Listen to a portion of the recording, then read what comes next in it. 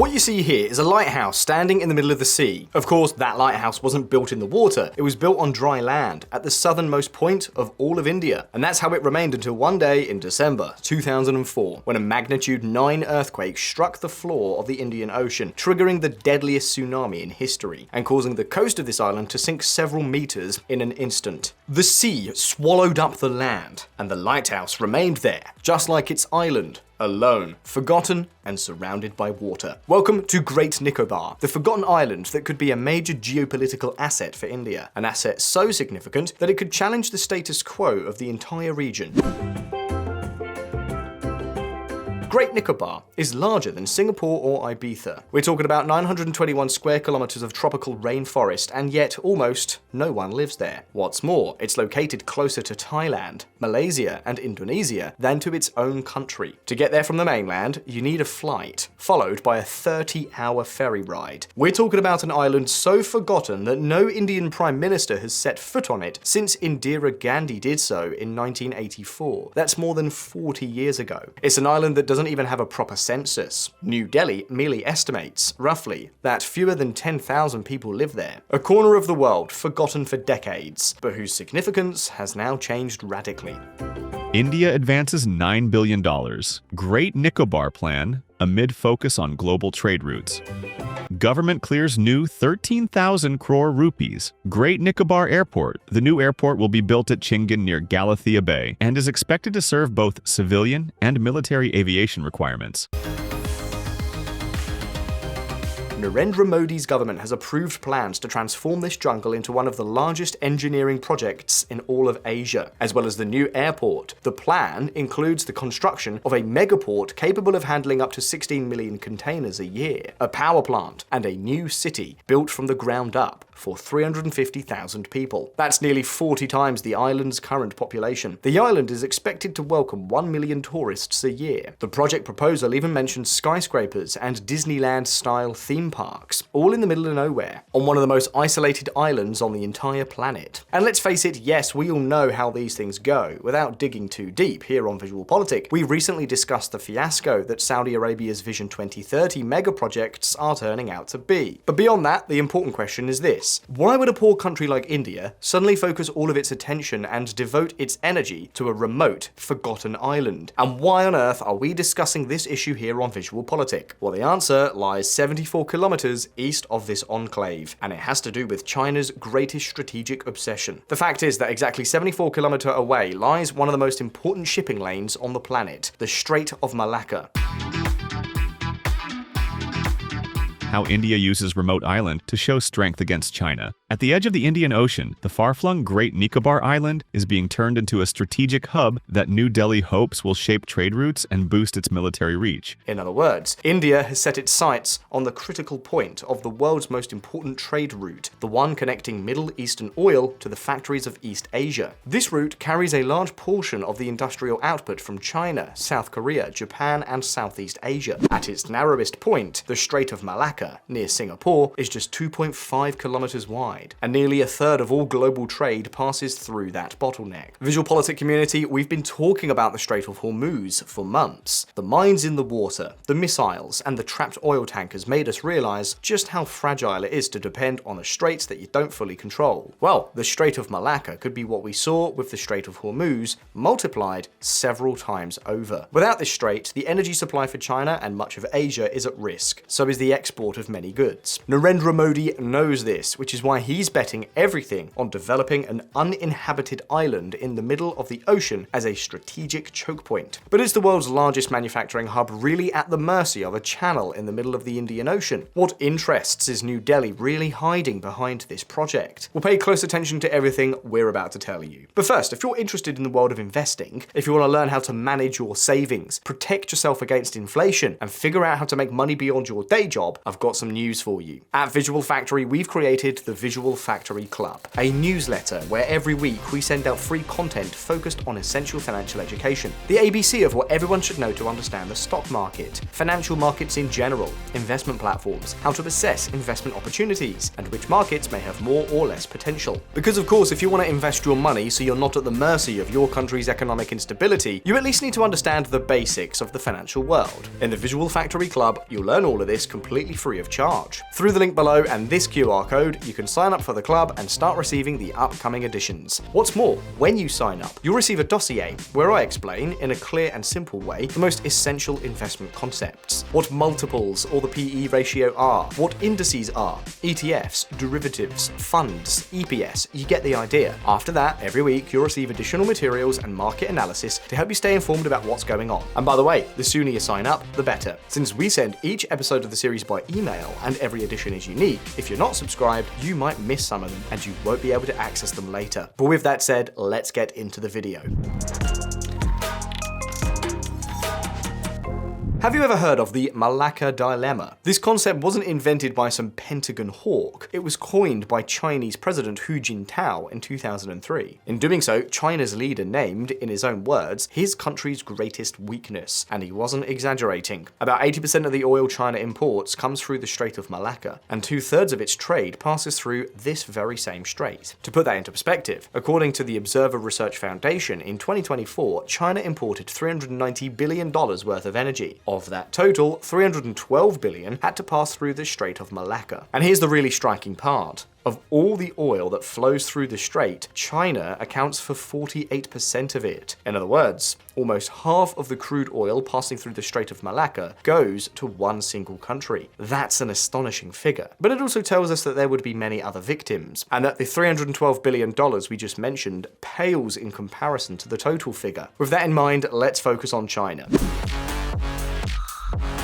Beijing has built the largest industrial machine in history, with factories working day and night to supply the entire world. These days, nearly 1/3 of all global industrial production is concentrated in China. The scale is extraordinary. The key point is that this entire industrial empire depended, and still depends to a large extent, on a relatively small number of ships being able to pass safely through the strait we've been discussing. A waterway monitored by a regional coalition of 3 coastal countries, Indonesia, Malaysia, and Singapore, with geostrategic backing from the United States. Well, that obsession, that fear explicitly named by Hu Jintao in 2003, is that the rift India now wants to exploit as its major geopolitical trump card to gain influence and deterrence capabilities. It's the latest move in a game that has been playing out across the Indian Ocean for years. I'm sure you've all heard of this Chinese initiative, the string of pearls along the New Silk Road. You see, over the past 2 decades, China has been weaving a network of ports around India and beyond. It started with Djibouti, in the Horn of Africa, where it opened its first overseas military base in 2017, right next to the entrance to the Suez Canal. Next came Gwadar, in Pakistan, the crown jewel of the more than $55 billion China-Pakistan economic corridor. China secured 91% of the port's revenue and operating rights for 40 years. And then came the move that set off all the alarm bells. Hambantota, in Sri Lanka. The Sri Lankans went deep into debt with Chinese banks to build a port that almost no one used. And what happened when they couldn't pay? In 2017, they had to hand over the entire port, along with more than 6,000 hectares of surrounding land, to China, on a lease of 99 years. That is what some began to refer to as debt trap diplomacy. Well, add Chittagong in Bangladesh and another in Myanmar, along with a few additional bases, and you'll have the full picture. This is known as the String of Pearls. And when viewed on a map, that's exactly what it is. A string of Chinese ports designed to expand Beijing's influence and secure export routes for its goods, not to mention the potential for military use. Although it must be said, Sri Lanka ended up turning its back on Beijing and refused to allow a Chinese submarine to dock in Hambantota, a setback for Beijing, at least for now. Be that as it may, the point is that India, the other emerging superpower, did not sit idly by and sought to counter this strategy with its own necklace to avoid dependence on ports controlled by China. In this case, we're talking about the Diamond Necklace. Bases, agreements, and strategic positions designed to counter Beijing's potential encirclement. We're talking, for example, about access to the Changi base in Singapore, where its ships can refuel and rearm right in the heart of Southeast Asia, and also of outposts in Oman, the Seychelles, Iran, and Indonesia, where, incidentally, India has had preferential access to the port of Sabang since 2018, located at the northern tip of Sumatra, less than 500 kilometers from the Strait of Malacca. And now at the center of that necklace lies the gem with which to threaten China's naval power and its supply routes. You know, just in case it becomes necessary. It's a crucial lever of influence. And not just influence. This enclave can also provide India with three major advantages. Three very tempting ones. Pay attention.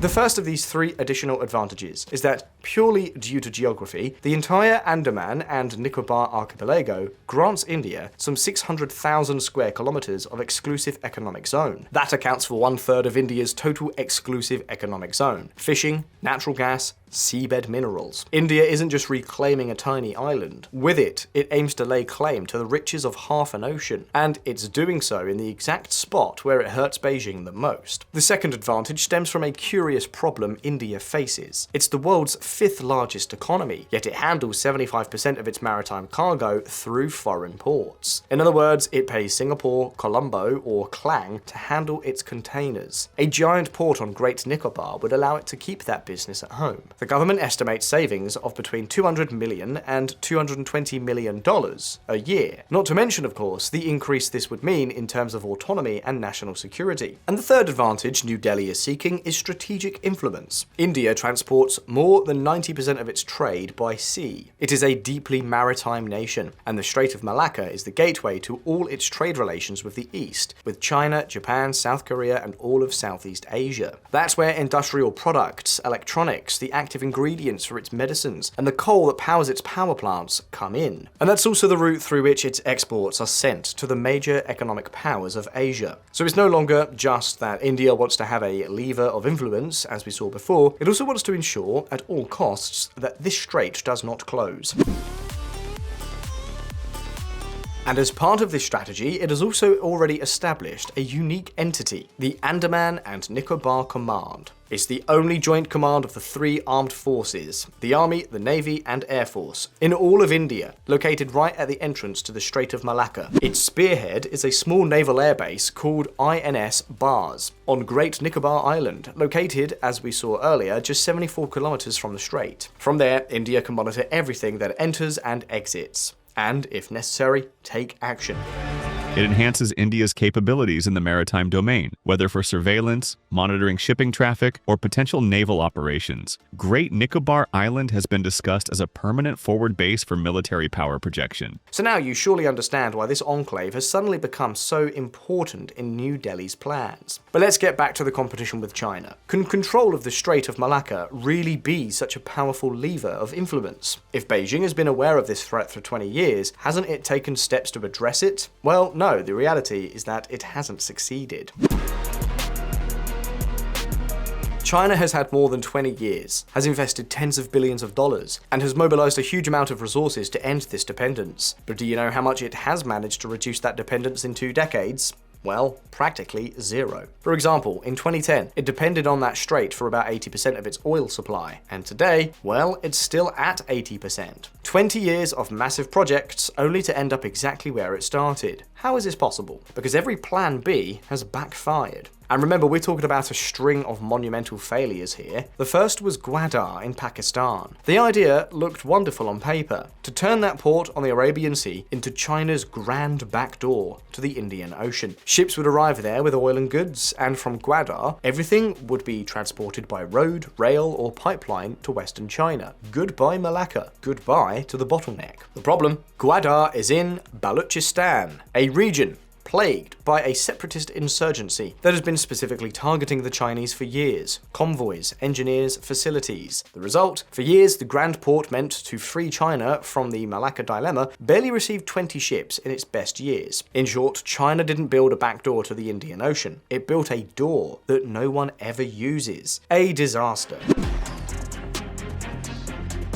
The second plan B was Myanmar. And here the idea was more serious: to transport part of the oil that China buys from the Middle East and Africa to a port in the Bay of Bengal. There it would be unloaded and fed into a pipeline hundreds of kilometers long leading to China's Yunnan province. This way, ships would no longer have to pass through the Strait of Malacca or sail around Singapore. China was opening a direct gateway to the Indian Ocean. What could possibly go wrong? Well, several things. First, the pipeline is nowhere near capable of replacing the Strait of Malacca. It can alleviate part of the problem, but it cannot fuel all of China's industrial machinery. And second, since the 2021 military coup, instability has taken hold in Myanmar. Now this alternative route runs through a fractured country with active battlefronts, militia groups, the army, ethnic insurgencies, and attacks on strategic infrastructure. And to top it all off, any ship arriving in the Bay of Bengal continues to sail under the watchful eye of the Indian Navy. In short, China traded a heavily monitored strait for a potentially much worse solution.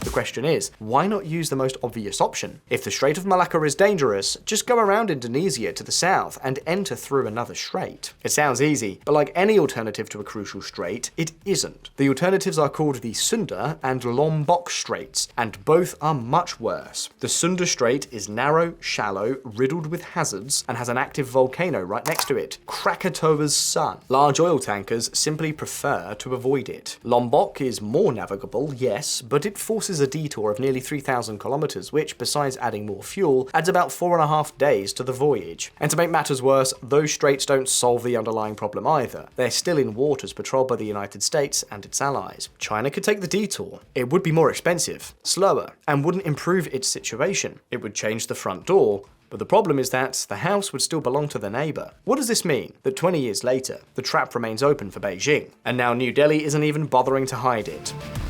Not destruction, but India's strategic gateway to crush China. This is what Modi's party said on X, and as you can see, India now has the perfect island, the ideal enclave, and a very ambitious project. The only problem is that there's a huge gap between having it all on paper and actually being able to pull the trigger, and that gap also has a name. In fact, it has several. Let's start with a question that Modi's government may not be asking itself. What if that $9 billion megaport isn't used by anyone? Is this massive new port project really necessary? Because keep in mind, India already has military infrastructure in the area, the Andaman and Nicobar Command, the INS Bars base, the radars and surveillance. To monitor the strait and deter China, India was already well equipped before laying the first stone of this new mega infrastructure and everything surrounding it. So what justifies spending $9 billion? The official answer is commercial. To turn Grand Nicobar into a major transshipment port, one of those giant hubs where mega ships unload thousands of containers that are then distributed to smaller vessels. The problem? A transshipment port doesn't just spring up out of nowhere. It's not enough to build cranes and weight. It needs a massive logistics network behind it, and it needs to steal business from giants that have been firmly established for decades, such as Singapore, Colombo, or Klang. Ports with loyal customers, plenty of connections, and above all, a great deal of trust. Why would shipping companies switch to a newly opened island in the middle of nowhere? Because that's what Great Nicobar is. It is close to the major east-west maritime route, but more than 700 miles from the Indian mainland. In other words, the markets and the centres where cargo is produced are extremely far from the port. What incentive would shipping companies have to make that switch? None. In fact, when criticism poured in, the government suddenly changed its tune. What began as the New Singapore, a primarily commercial project, suddenly became a matter of national security. And basically, when you change the reason for building something, it's usually because the original one didn't hold up, especially since it turns out that India already has its own major transshipment port. And it's not on a remote island, but right on its coast. We're talking about Vizhinjam.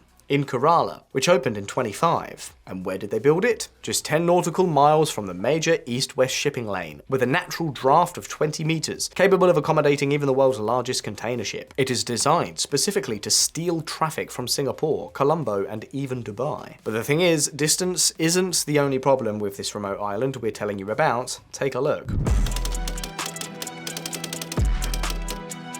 Do you remember the lighthouse at the beginning of this video? The one that was left standing in the sea after the 2004 tsunami? Well, this entire megacity for 350,000 people is planned to be built right there. In Seismic Zone 5, the highest seismic risk category in all of India. Exactly where that magnitude 9 earthquake triggered the deadliest tsunami in history and caused the coastline to sink several meters. India wants to build skyscrapers, a port, and a military airport, right on top of the very same fault line that wreaked havoc not so long ago.